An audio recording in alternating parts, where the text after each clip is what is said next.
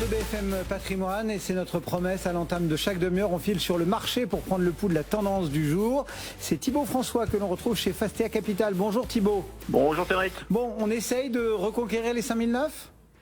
Ouais, on essaye. Alors timidement, 0,09 de hausse sur le marché. Alors c'est pas si mal parce qu'on est positif. Pour l'instant, on n'a pas vraiment de tendance qui se met en place. Il n'y a pas beaucoup de volume non plus. En plus, c'est jour férié aux États-Unis, donc c'est plutôt calme sur la bourse parisienne. Dans les événements quand même sur les dernières heures, c'est depuis vendredi, on a quand même une belle chute du pétrole. Donc ça fait un peu de bien, on va dire, d'un point de vue inflation.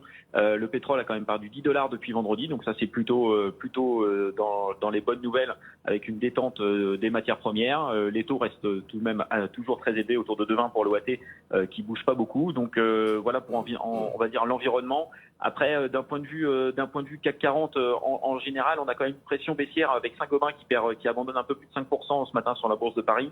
On a un concurrent de Saint-Gobain, Kingspan, qui baisse de 14% lui de son côté, qui annonce notamment une baisse des prises de commandes sur mai et sur juin.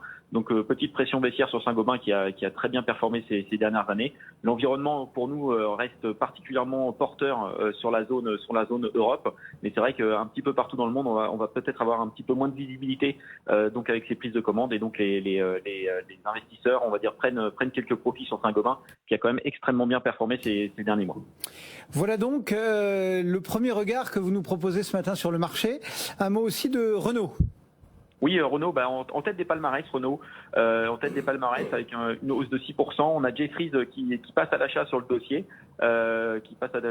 avec un objectif de 40 €, donc pratiquement le double par rapport au cours actuel sur Renault. La thématique, c'est vraiment l'électrisation de la gamme. Zoé étant le premier véhicule vendu partout dans le monde en partie électrique.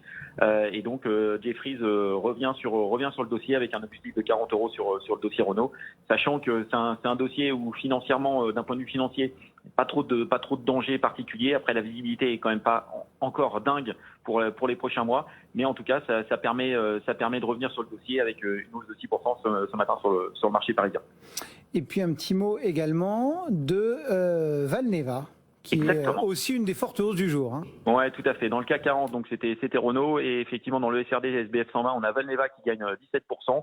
La news du jour, c'est le partenariat stratégique avec Pfizer sur la maladie de Lyme, et en plus une prise de participation de 8,1% du capital via une augmentation de capital réservé.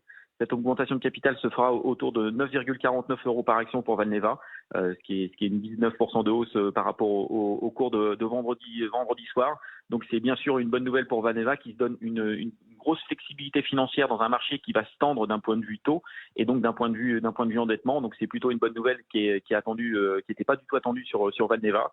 On l'attendait davantage sur la partie la Covid avec le vaccin, et on a beaucoup moins de bonnes nouvelles de ce côté-là. Donc le titre reste très volatile, mais il se donne, on va dire, une belle bouffée d'oxygène d'un point de vue financier pour les prochains mois et pour traverser la période un petit peu plus compliquée sur les marchés financiers. Merci beaucoup Thibaut. Thibaut François et Fastea Capital qui nous accompagnaient ce matin. Dans le reste de la